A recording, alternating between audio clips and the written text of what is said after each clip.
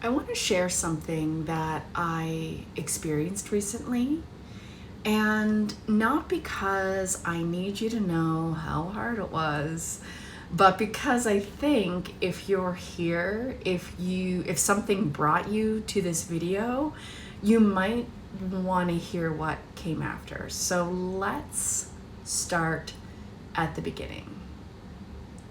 So before I can tell you about January 2026, I have to tell you about the year that came before it, 2025. Was the kind of year that doesn't announce the difficulty all at once. It just kept arriving and arriving. We lost 2 cats, animals who had been family. Their absence left something tender in the house that never quite closed.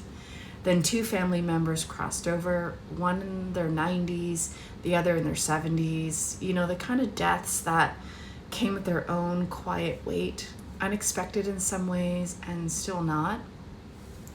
And underneath all of that, the financial ground kept shifting.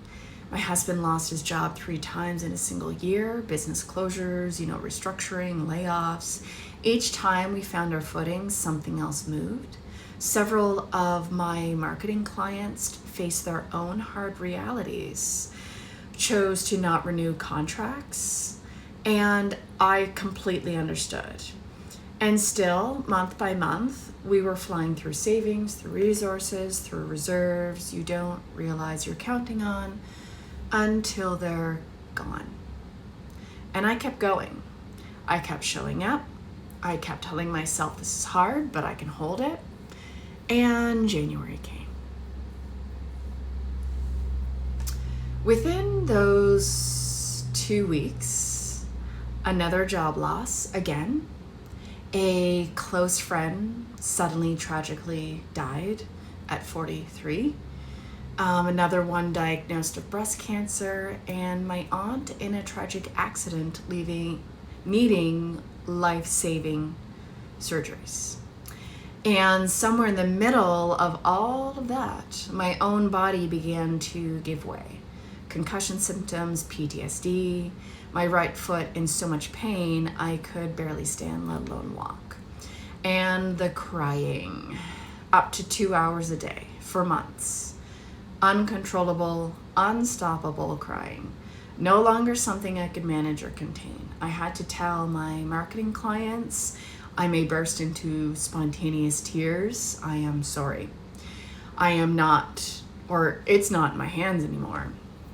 That was a humbling sentence to say out loud, and my nervous system had simply crashed. There was a particular kind of humbling in that when the body stops performing okayness, when the grief stops waiting for a convenient time, and when you realize you have been holding yourself together through sheer will for so long that you forget you were doing it. And I forgot I was doing it until I couldn't anymore, And I've been working with tarot for a long time. And when I was in the worst of it, the card that kept coming up, kept appearing in readings, kept pulling at me, was the High Priestess. In traditional tarot, she sits between 2 pillars, one light, one dark, and there's a veil behind her. And she sits there. She doesn't explain herself. She doesn't move to resolve the tension between those 2 pillars. She doesn't reach for one or the other. She holds it. The complexity, the not yet knowing, the nuance, the both and. And I work with the Midnight Magic deck. It's a mushroom-based tarot by Sarah Richard. It's beautiful. And in that deck, the High Priestess appears inside the fairy ring. And the fairy ring, if you don't know, in folklore, is a circle of mushrooms that grows in a field, ancient, unhurried, rising from the mycelium underneath. And in folk tradition, it marks a portal, a place where the veil between the world thins, where the ordinary rules loosen, where something other than logic begins to move. And she doesn't stand outside of it observing, she sits inside it. That image stays with me because that's exactly where I was. Inside something I didn't choose to enter, and I couldn't think my way out of it. I couldn't manage my way out of it. The only option was to just be inside of it. And here's what I want to say about crisis at this depth. Because I think we get told a story about it that isn't quite right. We get told that hard times builds character, that struggle makes you stronger, and maybe that's true in some limited ways. But that's not what I experienced. What I experienced was more like an excavation when everything is falling away, and I mean everything. The financial scaffolding, the health, the sense of forward motion, the belief that you can hold it, something underneath begins to reveal itself. The things you thought were load bearing turn out to be decoration. And what remains when all of that clears is something really simple. It's you. The very bottom, authentic you.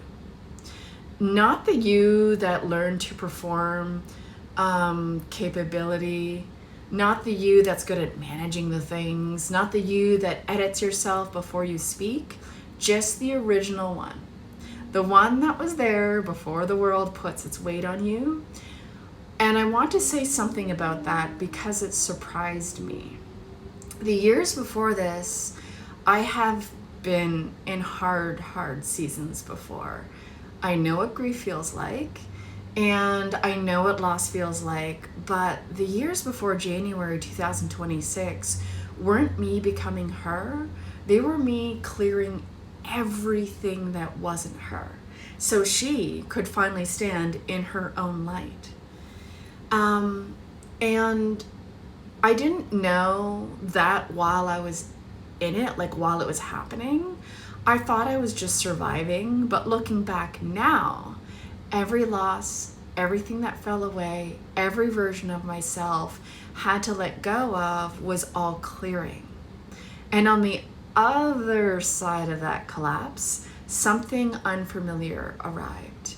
A particular way of moving through the world. A confidence that actually didn't announce itself or perform. It was just there. It felt new, yet underneath the newness, it felt like the oldest thing, like something I'd known before I learned to doubt the signals, before I started managing how I came across, childhood almost. That specific clarity before the layer we take on from moving through the world. My intuition heightened with a precision I hadn't felt in years.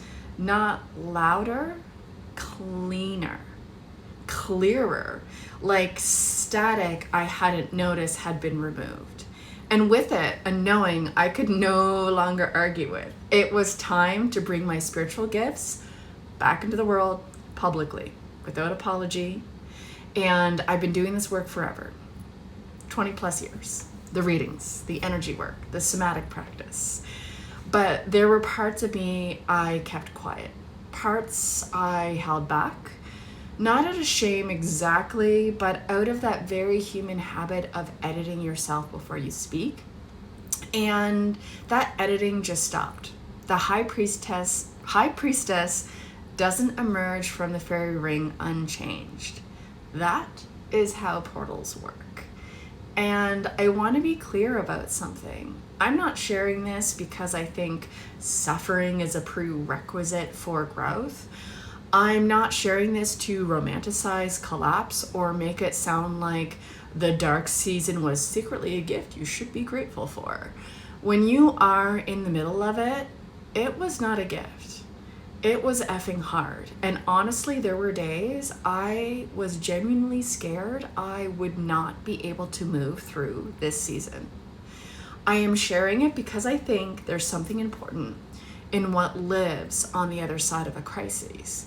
You cannot manage your way through something that only arrives when you run out of ways to hold it together, when you are that broken open so much you thought, what mattered simply falls away. And what's left is so unapologetically, unmistakably you that it makes you laugh almost, not fixed, not finished, not polished, rooted. Finally, in something that was always yours. And if you are in the middle of your own unraveling right now, I want you to sit with that for a second. Not to fix it, not to reframe it before you're ready. Just to consider what's happening underneath the collapse might be the most important thing. The full piece is on my blog, and I'll link below in the description. It goes a little bit deeper into the High Priestess and the fairy ring symbolism, if that resonates for you. And if you're navigating something heavy and you want support, someone to sit with while you're in it, in the muck, going through the weeds, and to help you find your knowing, my books are open if you're looking for a reading, energy work. The links are also in the description. As always, take what resonates, leave the rest. With so much love, Natalie, your grounded and practical mystic.